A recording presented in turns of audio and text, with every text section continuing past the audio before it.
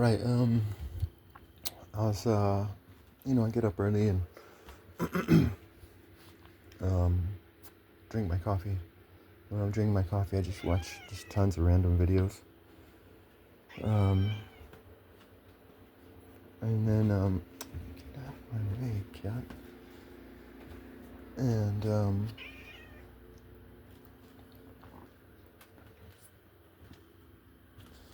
I was watching a video this morning, and this guy was talking about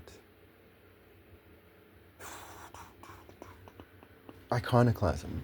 And it's talking about iconoclasm, and he was trying to show that if you go to the Book of Numbers, um,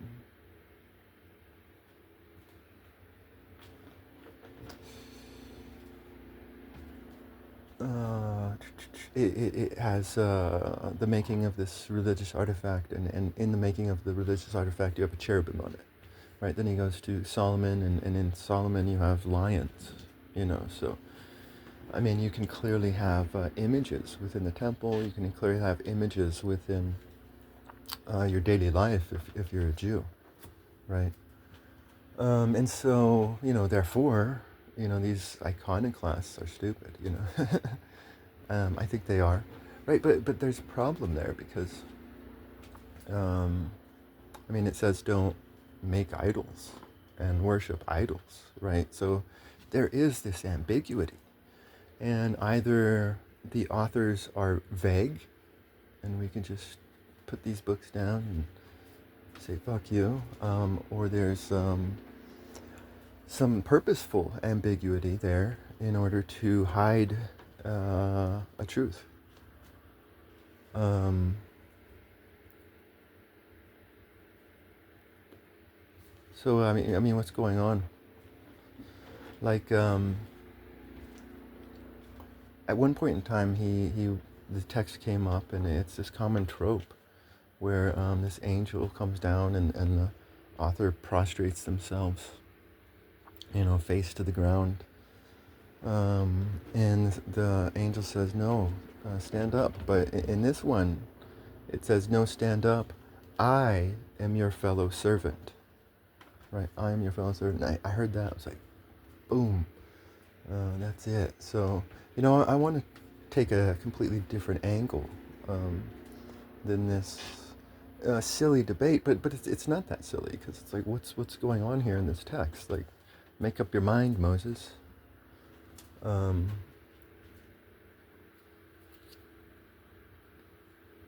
Speak more clearly. But the angle that I want to take is this. I was reading a Northern Canaanite religious text. Now we must stop right there, because there's this other silly debate where there's some people out there who say that there's no such thing as Canaanites and Phoenicians. These are all different peoples, and that's just bullshit. Because I mean, these people, these Canaanites, these Phoenicians, they either share the same language or different dialects of the same language. Furthermore, they share the same gods and the same culture. I mean, we wouldn't say that there's no such thing as Greeks, because there's no centralized Greek leadership, and they're broken up into different city-states. Like, this was just the reality of the time. Large centralized tribes were just beginning to come into the world. But these are clearly the same people, and so this religious text is a religious text that Moses would have known about, or something similar, right? And it is this religion that Moses is going up against, right? The religion of this text. And so I thought it was fascinating, but I was like really bored with it. I'm just like, ugh, this is just boring. I didn't even finish reading. I think I read 2 of them, but I don't know, such a half-ass. But I don't think I finished either of them because they were just boring, right? Now, I don't even remember what was happening. I mean, I kind of do. Um, but I do remember my analysis of the text. And my analysis is that, who are these gods? Right? Who are these gods? And these gods are clearly kings and lords. They're very clearly kings and lords.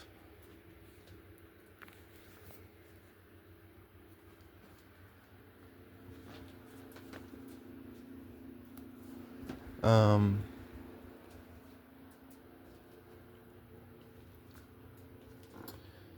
and they're dynasties as well. From father to son to father to son to father to son. I mean, this is clearly an aristocratic.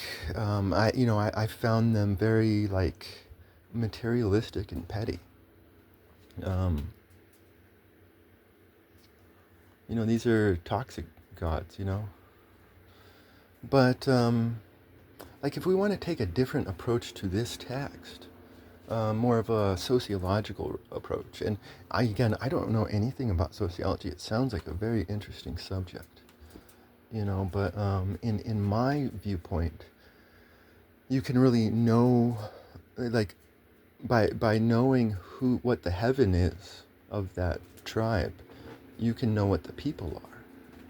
Right? This is sociology, and so um, what's happening within this text is that these religious texts are merely state propaganda. The same type of state propaganda that you'd maybe see in the more obvious communist example today, but like even here in America, it's like state propaganda is state propaganda. More subtle here, maybe. So these texts are really state propaganda that really justify this idea of lordship, right?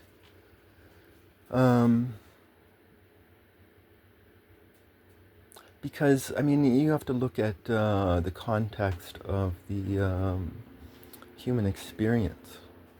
And in the context of the human experience, cities are a relatively new thing. And what cities allow for is a more centralized leadership of a larger area, right? I mean, if you're a bunch of nomads, then, I mean, the ways that humans interact with each other is going to be completely different. Not that you're going to not have tyranny. It's going to be some idyllic thing.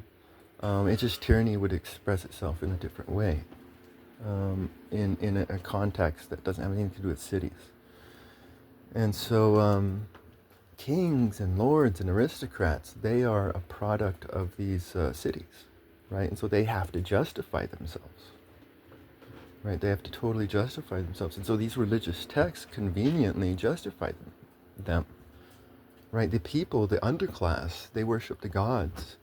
And who are the gods? Well, the gods are kings and lords and aristocrats. Therefore, it is natural, right? The state is a natural thing, right?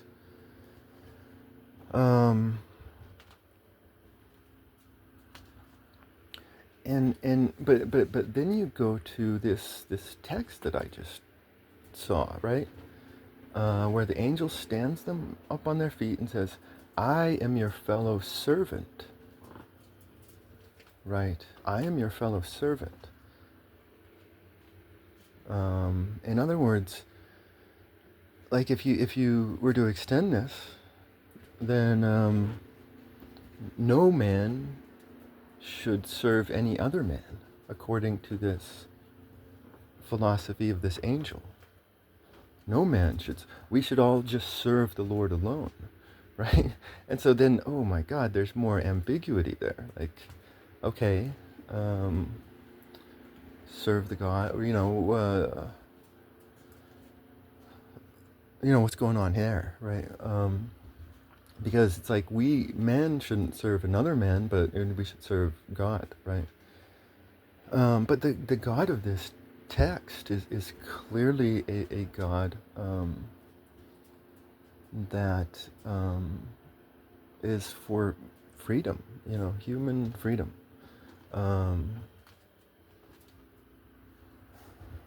I mean, malice is a prison, while love sets you free. A real love, not a false love, right? um,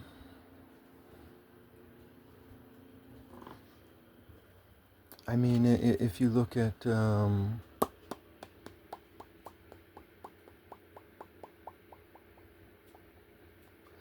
I mean, so it's like what type of government is being promoted here, right? What is the heaven of Moses and Samuel? Um, and I think it's because there's times where God Himself He says, "Stand up on your feet, then I'll talk to you." Right. So this is a God that wants a conversation. Um, and that's how you serve him. You serve him um, by going out there and self-actualizing. Um, in the same way Moses did, or Uliab. This is a craftsman society rather than a taskmaster society, right? So I would argue that Moses is arguing for a very, very light theocracy, where the rabbis make the laws, right? But after making the laws, then the people handle their own justice, rather than bother the rabbis with it, right? And that's very clearly shown in I think the Book of Ruth, right? And it's shown in Moses, where Moses is judging the people, and he's like, "Damn, this is annoying," and so, boom, he devolves it to the people, and the rabbis are going to be arbiters of any disputes, right? They're going to be arbiters of different disputes. But this is very clearly like, if we're all fellow servants, then this is anti-state stuff going on here, right? And if the Phoenicians, or if anybody throughout history, whether you're monarchy, republic, or democracy, or whatever, if anybody throughout history knew that these texts were anti-state, right? And when you get into Samuel, this is very clear. Um, Samuel is Kar-ur and David is Ninurta. Samuel is Moses, David is Aaron. Give them what they want. Wink, wink, nudge, nudge. And so that's why they have to hide it. They have to hide it. But there's also another reason. It's like, I think this is a God of merit. This is very clearly seen in the book of Enoch, where the angels let down the ropes and say, "Climb the rope." This is a merit, and it's like, these books aren't going to give you all of the information. You have to earn it on your own. I mean, truth cannot be handed to you. It has to be. It has to come from, or wisdom. It has to come from within, right? So I mean, there's more than one reason to hide this stuff.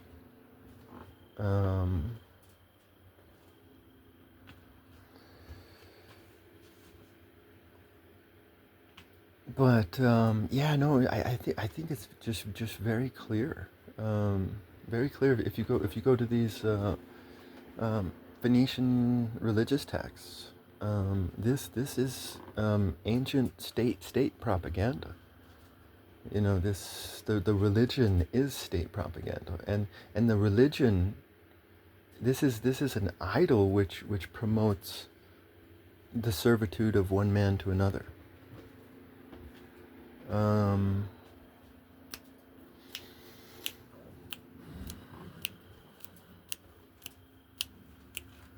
yeah, no, that's exactly what is happening, and that's, I think, where the idol thing comes in, and I think that's where the distinction comes in. You know, I mean, if you see a cherubim, that's not going to make you want to, serve someone else.